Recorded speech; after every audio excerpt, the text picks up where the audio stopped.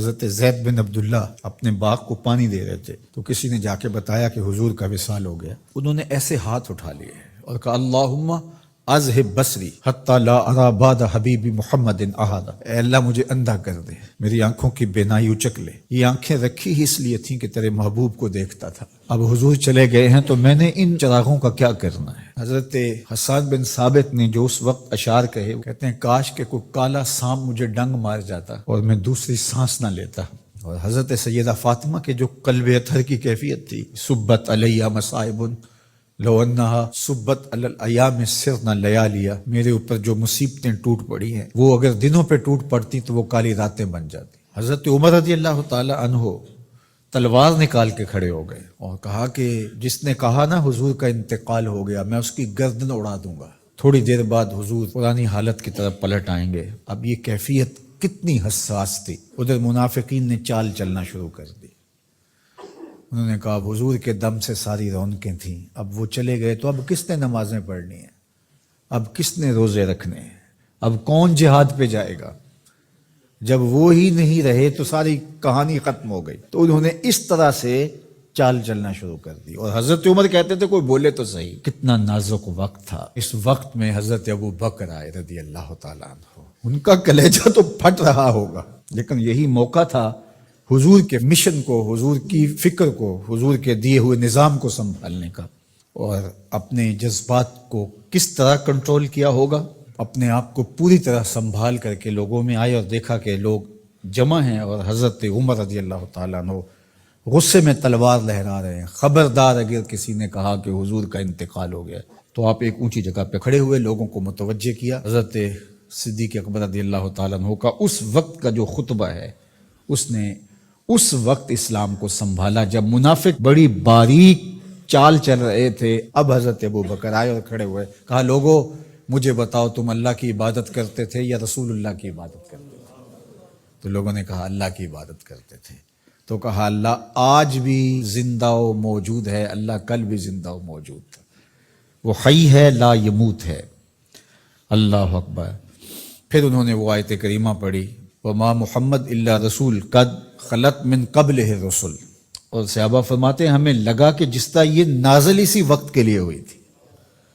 اور پھر لوگ سنبھلے اور پھر حضرت سیدنا صدیق اکبر رضی اللہ تعالی عنہ نے اس مشکل وقت دین کو سنبھالا اور پھر حضور علیہ الصلوۃ والسلام کے مشن کے لیے کھڑے ہوئے۔ لشکر اسامہ بن زید بن حارثہ رضی اللہ تعالیٰ عنہ کو روانہ کیا جا چکا تھا، حضور نے خود روانہ کیا تھا۔ ابھی جرف کے مقام پر ہی یہ لشکر پہنچا تھا، مدینہ المنورہ سے تھوڑا باہر نکلا تھا کہ حضور کے وصال کی خبر آئی تو یہ واپس آ گئے۔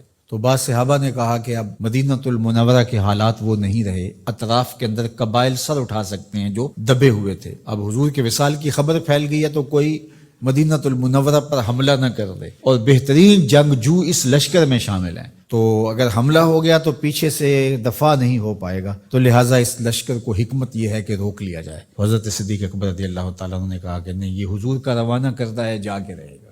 بلکہ آپ نے تاریخی جملہ کہا کہ اگر مجھے یقین ہو کہ جنگلوں سے جانور آ کے ہمارے جسم کی بوٹیاں بھی نوچ کے کھا جائیں گے، یہ لشکر پھر بھی روانہ ہوگا۔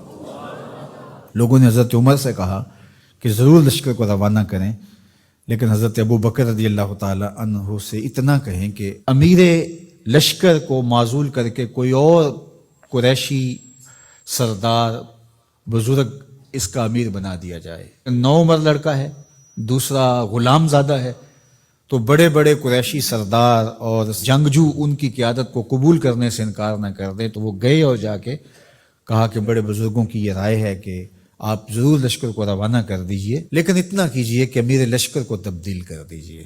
حضرت صدیق اکبر کے چہرے پر جلال آ گیا اور آپ نے جو جملے کہے وہ اتنے سخت تھے، ثقلت امک یبن خطاب، اے خطاب کے بیٹے تیری ماں تجھ کو روئے۔ استعملہ رسول اللہ وقد تامرنی ان اعزلہ، ان کو امیر لشکر اللہ کے رسول نے مقرر کیا ہے اور میں کون ہوتا ان کو معزول کر دوں؟ کہا لشکر جائے گا، اسامہ بن زید کی قیادت میں جائے گا، جس نے جانا ہے جائے، جس نے نہیں جانا میں کوئی پرواہ نہیں ہے، چونکہ ان کو امیر لشکر اللہ کے رسول نے مقرر کیا۔ اللہ اکبر۔ پھر جب لشکر اسامہ کو روانہ کیا حضرت صدیق اکبر نے تو حضرت اسامہ کے گھوڑے کی باک اپنے ہاتھوں سے پکڑی اور اسامہ کو اوپر سوار کیا رضی اللہ تعالیٰ عنہ کو، اور نیچے ساتھ پیدل چلے، اللہ اکبر، اور ساتھ یہ کہتے جاتے تھے اسامہ تو وہ ہے جس کو میرے رسول نے مقرر کیا ہے۔ اور پھر یہ لشکر کامیاب اور بامراد ہو کے لوٹا۔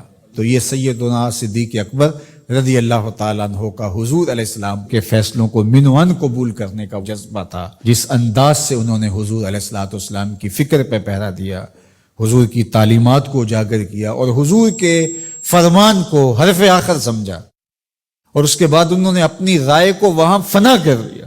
صلح حدیبیہ کا موقع آیا تو 1400 اصحاب تھے، قریش نے کہا ہم عمرہ نہیں کرنے دیں گے، تو وہاں سے ایک معاہدے کے ذریعے واپس آنا ہوا۔ تو حضرت عمر نے کہا ابو بکر ہم دب کے صلح کیوں کریں، صلح کی شرائط تو برابر کی ہونی چاہیے۔ تو حضرت ابو بکر صدیق کا صرف ایک لفظ دیکھیے، انہوں نے کہا عمر کیا یہ صلح نامہ حضور نے قبول کیا ہے؟ کہا کیا ہے، کہا ہوا رسول اللہ، کہا وہ اللہ کے رسول ہے۔ اللہ اکبر، کثرت صوم و صلات کی وجہ سے افضل نہیں ہے، بلکہ حضور کے لیے اطاعت و انقیاد، فرما برداری، اور حضور علیہ السلام کے لیے بس اپنے آپ کو قربان کر دینے کا وہ جذبہ، وہ آپ یہاں دیکھتے ہیں تو بدرجہ کمال آپ کو نظر آتا ہے۔ فرمایا کہ میں اللہ کے علاوہ اگر کسی کو خلیل بناتا تو وہ ابو بکر کو بناتا، لیکن میرا خلیل اللہ ہے۔ اللہ اکبر، آ امن الناس بر مولائے ما، آنکھ